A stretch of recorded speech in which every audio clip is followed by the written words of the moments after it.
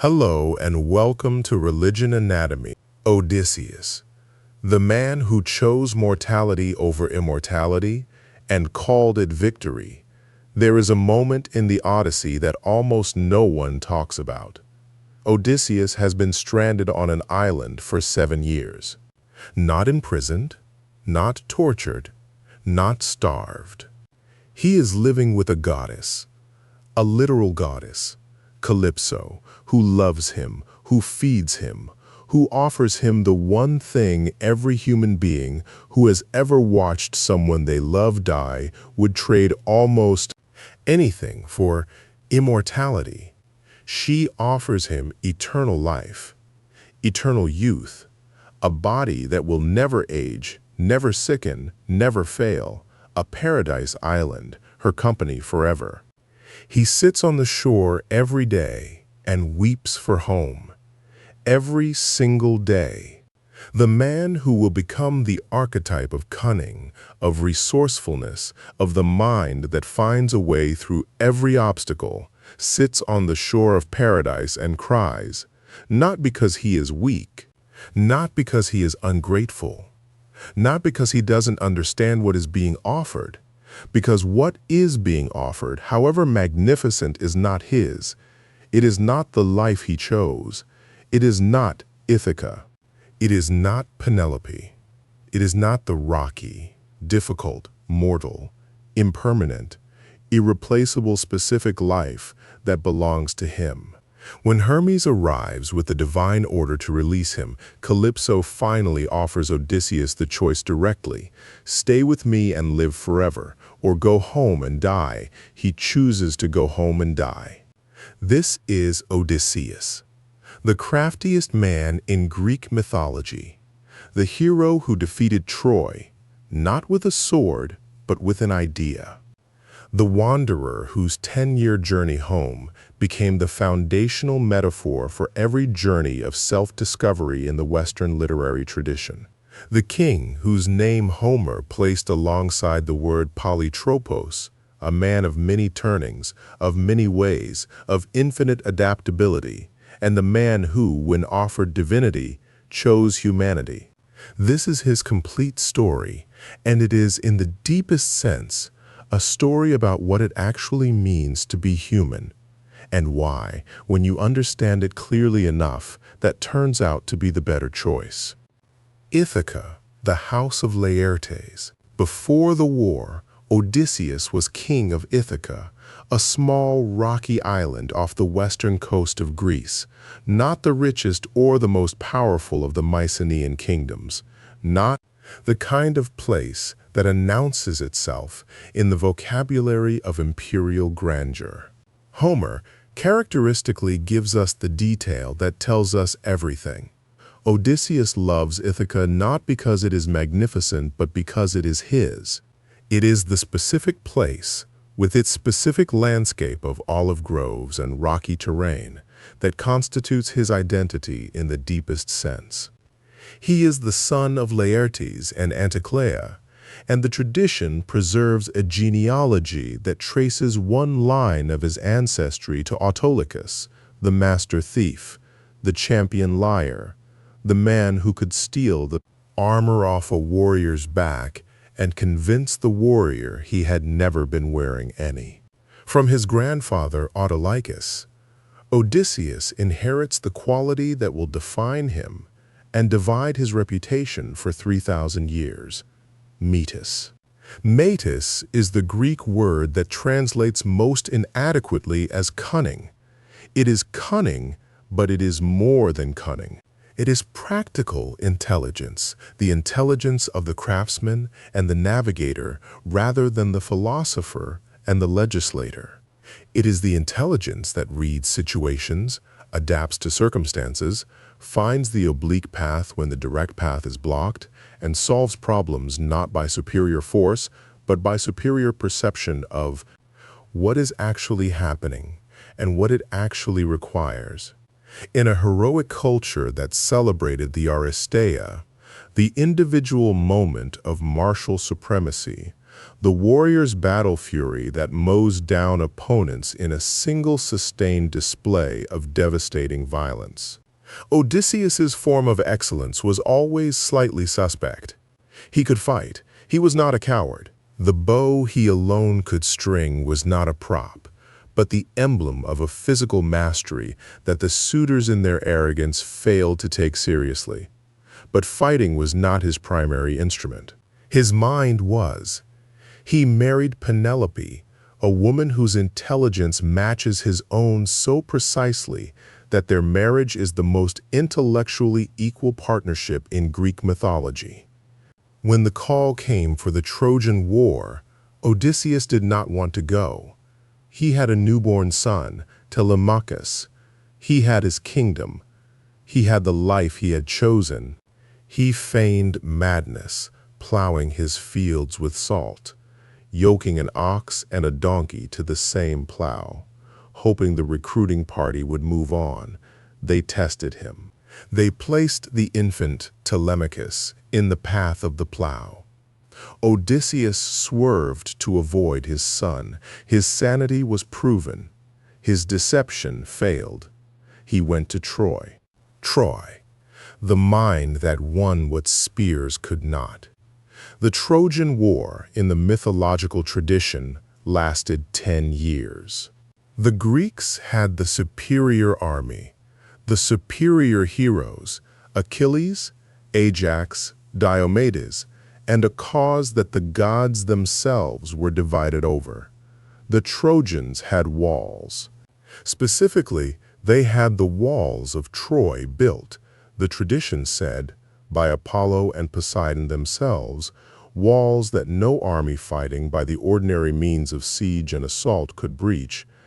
For 10 years, neither side achieved decisive victory. It was Odysseus who ended it. The Trojan Horse, the stratagem that has given its name to every subsequent act of deception in the vocabulary of warfare and strategy, was Odysseus's idea. A wooden horse of enormous size, filled with Greek warriors, offered as a sacred gift to the city of Troy. The Trojans, despite the warnings of the prophetess Cassandra and the priest Laocoon, brought the horse inside their walls. In the night, the warriors emerged. The city fell. The horse is the perfect expression of Metis operating at its maximum capacity. It uses the enemy's own piety, their own desire for divine favor, their own cultural framework as the mechanism of their destruction. It wins not by overpowering the opposition, but by making the opposition defeat itself. What the tradition also preserves, and what is philosophically as significant as the horse, is the episode of the wooden horse's construction, the moment inside the horse when the Greeks are waiting in silence, and a Trojan woman, apparently knowing her husband is among the Greeks within, walks around the horse calling each Greek by name in the voice of his wife. The Greeks begin to respond. Odysseus seizes them one by one and holds them silent. He alone maintains the discipline that the entire mission requires, not by being unaffected. The tradition does not suggest he was unmoved by hearing Penelope's voice, but by understanding, with the full weight of his intelligence and his will, what this moment requires of him. The capacity to feel the pull of what must be resisted, and to resist it anyway, without pretending the pull is not there. This is Odysseus. The journey home, 10 years in the impossible, the Odyssey's narrative, composed by Homer in approximately the 8th century BCE and representing the synthesis of an oral tradition considerably older, follows Odysseus across 10 years of attempted homecoming that takes him through a catalog of encounters so varied, so philosophically loaded, and so precisely constructed that scholars from antiquity to the present have read it as an allegory of the complete range of temptations and obstacles that face the human being trying to return to what is most essentially their own. The Cyclops Polyphemus, Odysseus and his men are trapped in the cave of the one-eyed giant Polyphemus, who begins eating them. Odysseus's solution involves blinding the Cyclops with a sharpened stake, hiding the men under the bellies of the sheep, and most crucially telling Polyphemus his name is nobody.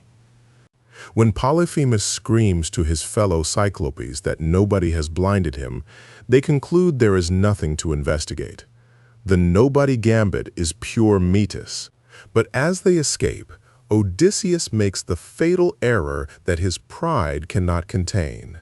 He calls back to reveal his real name. I am Odysseus, son of Laertes, from Ithaca. He cannot resist the desire to be known, to have his victory attributed to him. Polyphemus calls on his father Poseidon to curse the man who has blinded him, and Poseidon does. The entire subsequent 10 years of wandering is, at its root, the consequence of a single moment of pride. The hero who survived by being nobody nearly destroyed himself by insisting on being somebody.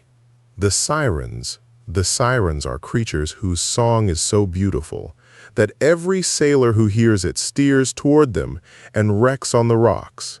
Odysseus, having been warned by the witch Circe, orders his men to stop their ears with beeswax, but he uniquely wants to hear the song.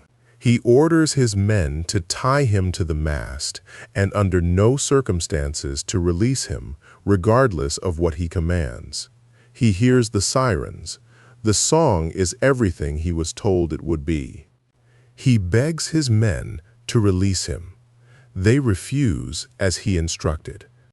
He hears the most beautiful thing in the world and survives it because he had the wisdom, before the temptation arrived, to bind himself against his own future desire.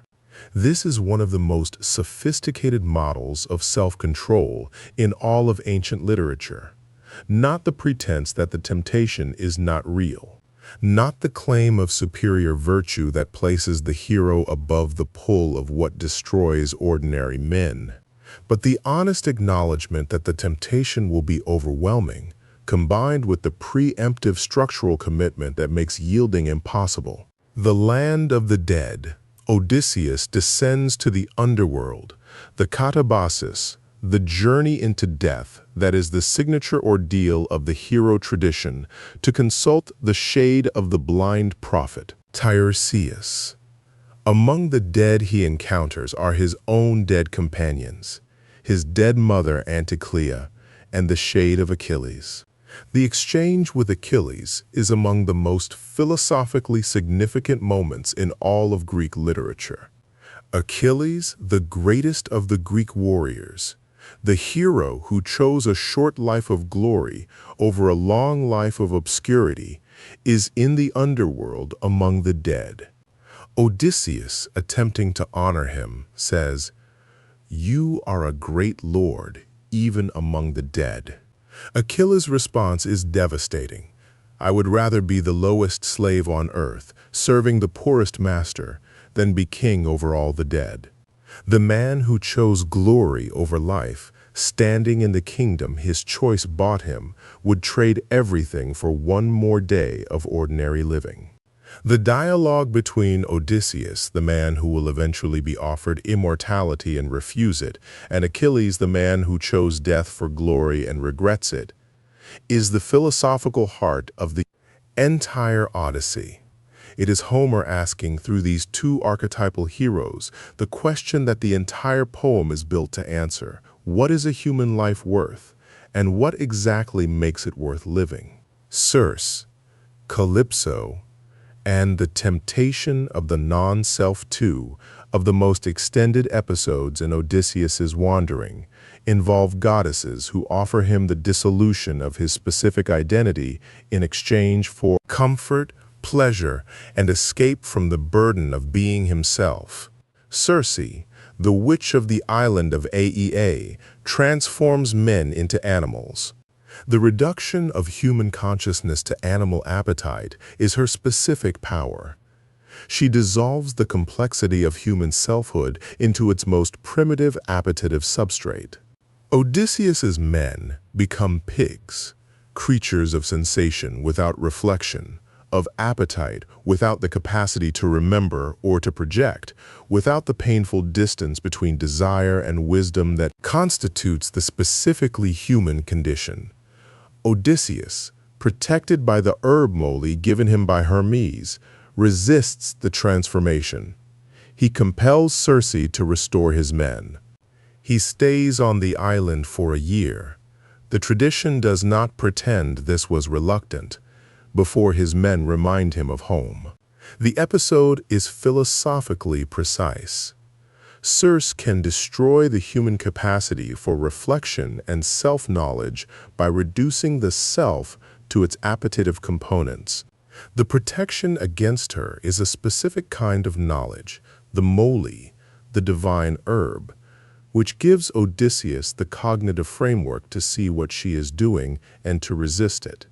The antidote to the dissolution of the self is the knowledge of what the self is. Calypso, whose name means to conceal or to hide, offers something different and more seductive than Circe's animalization. She offers completion, perfection, the end of striving, of loss, of the vulnerability that comes with being mortal and therefore finite. She hides Odysseus from time itself, and he sits on the shore and weeps. The weeping is philosophically central. He is not confused about what he is choosing. He understands with complete clarity that Ithaca is rocky and small and imperfect, and that Penelope is mortal and aging, and that his return may find his home in chaos, and that he himself will eventually die there. He chooses it anyway. The philosopher who will eventually understand this choice most clearly is Albert Camus, who, in a very different cultural context, will argue that the embrace of one's specific, mortal, imperfect, irreplaceable life in the full knowledge of its impermanence is not defeat, but the only genuine victory available to a conscious being. Odysseus is, in this reading, the first existential hero in Western literature. Penelope and Telemachus, the home that waited. While Odysseus was wandering, Ithaca was falling apart. Over 100 suitors, the sons of the noble families of Ithaca and the surrounding islands, had taken up residence in Odysseus's palace, consuming his wealth, pressuring his wife to choose a new husband and therefore a new king, and treating his household with a contemptuous familiarity that the tradition presents as the precise moral inversion of the hospitality code, xenia, that was among the most sacred obligations in Greek culture. Penelope resisted them with a patience and an intelligence that matches her husband's own. She promised to choose a new husband when she had finished weaving a burial shroud for her father-in-law Laertes. Each night she unraveled what she had woven during the day. For 3 years the suitors did not realize they were being deceived by the loom. When they discovered the trick, they forced her to complete the shroud. But the delay had bought 3 years, and Odysseus arrived before the reckoning came. Penelope's unraveling is the female counterpart of Odysseus's metis, the intelligent use of apparent compliance to conceal genuine resistance, the deployment of the framework of female domestic labor. As the mechanism of political survival, she is not waiting passively, she is fighting with the tools available to her in the specific constraints of her world, with a tenacity and a wit that the tradition explicitly places alongside her husband's. Their reunion, the recognition scene in which Penelope tests the returning stranger with the secret of the immovable bed built by Odysseus around a living olive tree rooted in the earth, is among the most beautiful moments in all of ancient literature. She does not simply accept him. She tests him. She requires him to know what only the real Odysseus could know. And when he knows it, when he describes the bed with the precision that only the man who built it could possess, she recognizes him not with exclamation, but with tears. The recognition is not of the body. It is of the specific knowledge that only one person in the world possesses. The reunion of two people who know each other completely, after 20 years of separation, is the reward that Odysseus chose over immortality. The divine philosophy, what the Odyssey teaches about the human.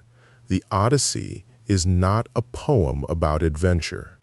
It is a poem about identity, about the question of what it means to be specifically, irreducibly, unsubstitutably yourself, and about the costs and the rewards of insisting on remaining that self, through every circumstance that conspires to dissolve, transform, or replace it.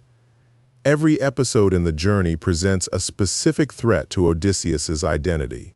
The Lotus Eaters offer the dissolution of memory, the willingness to forget home, to forget who you are and where you belong in exchange for a pleasant oblivion. The Cyclops threatens physical destruction of the self. Circe threatens the reduction of the self to its animal components. The Sirens threaten the self's destruction by its own desire.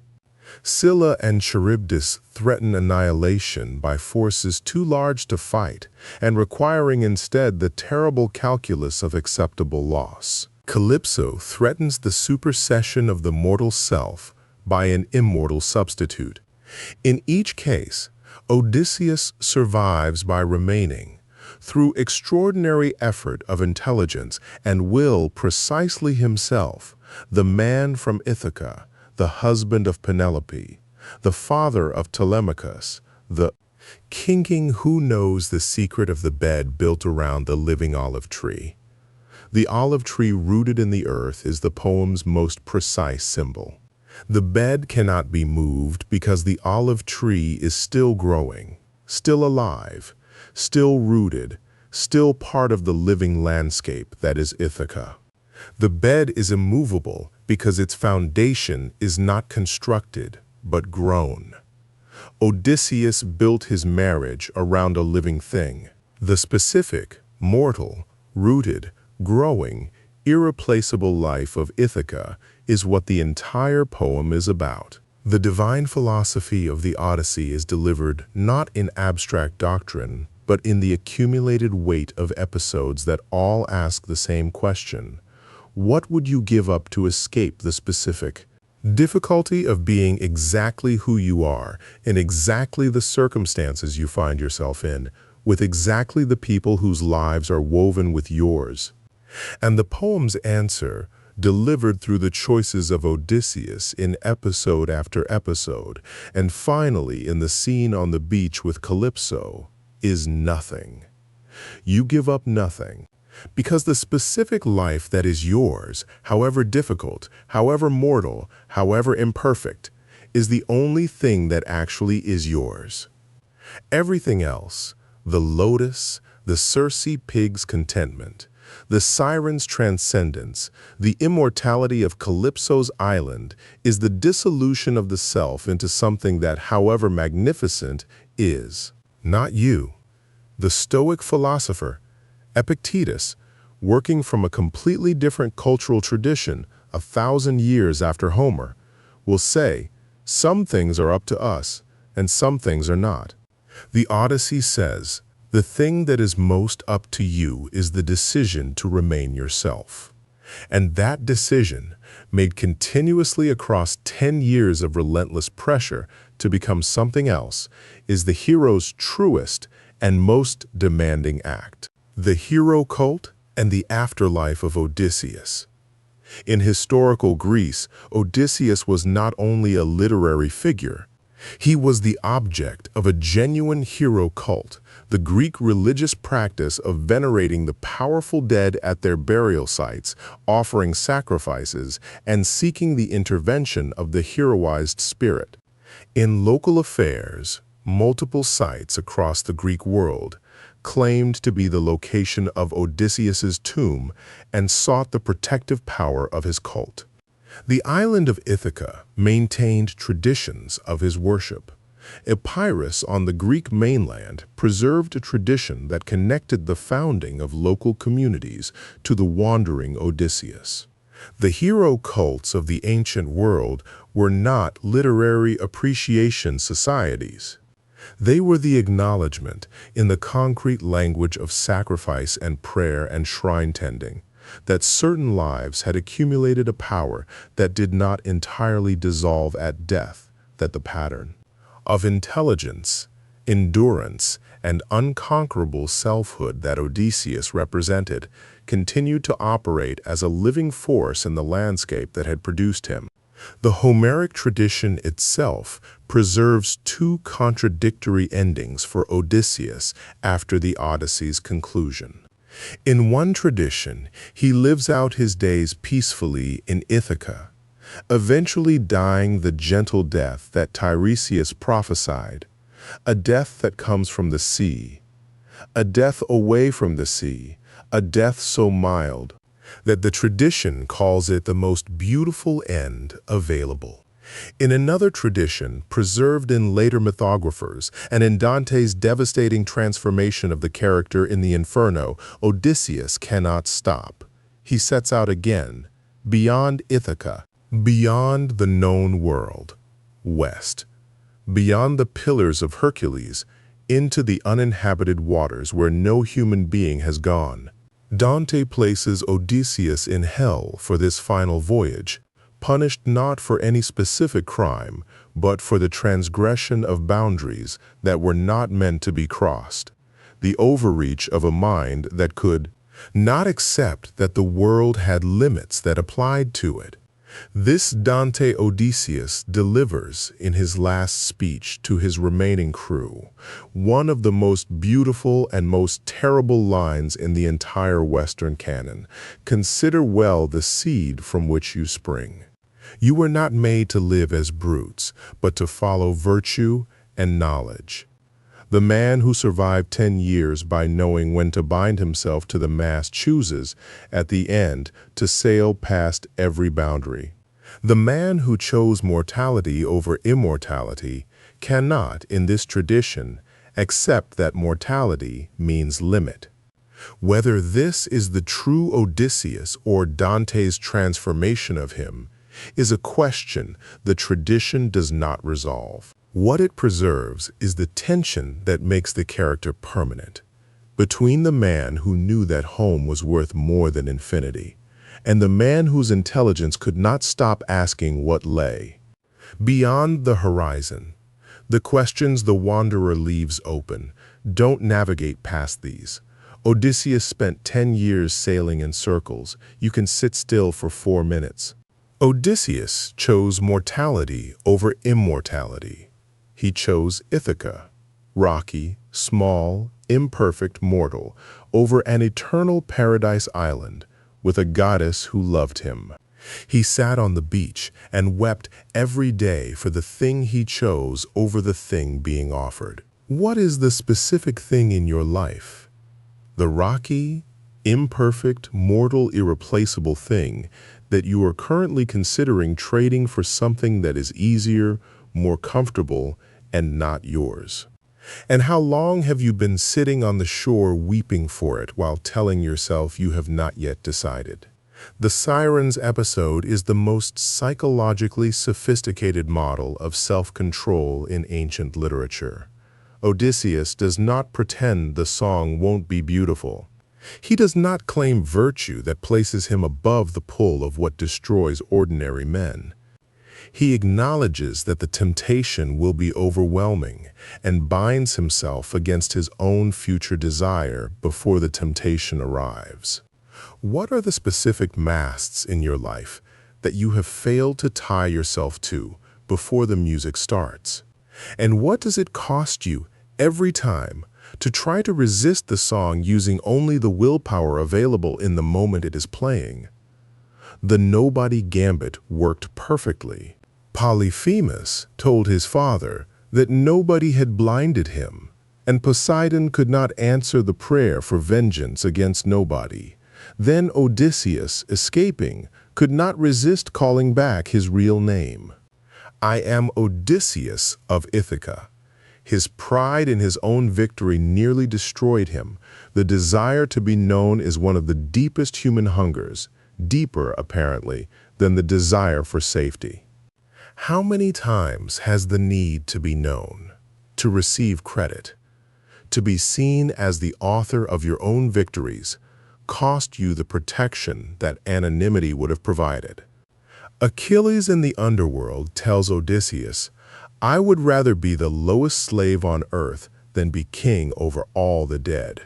The man who chose the glorious short life, standing in the kingdom his choice bought him, regrets the trade. The man who will soon be offered immortality and refuse it is listening to this. What is the thing you are treating as the price worth paying for the glorious short version of your ambition? And have you seriously considered what Achilles says about the view from the kingdom you are paying that price to reach? And the one that does not resolve. Odysseus built his bed around a living olive tree. The tree was still growing inside the foundation of his marriage. The bed was immovable because its root was alive. Penelope tested him with the secret of the bed, and he knew it. 20 years, and he knew it. What is the living thing at the root of your most important relationships? The specific knowledge, the shared secret, the thing that could not be imitated by anyone who had not built it with you. And are you tending it? Or are you so busy navigating the open sea that you have not recently checked whether the root is still alive? Subscribe if Odysseus's choice, mortality over immortality, Ithaca over paradise, the specific over the infinite, lands differently after this than it did at the beginning, then you understand exactly why this channel exists. We do not come here for the highlight reel. We come for the full account, the 10 years of being blown off course, the monsters, the temptations, the weeping on the beach, the choice made on the shore with complete knowledge of what it costs. The philosophy that is not written in abstractions, but enacted across an entire life of impossible circumstances. Every week we go deeper into the lives and the texts that tell the most honest truth available about what it means to be human and to choose against every pressure and every alternative to remain. So, hit subscribe, turn on notifications, because the next one carries the same weight. The sea is still there. Ithaca is still waiting. The choice is still yours.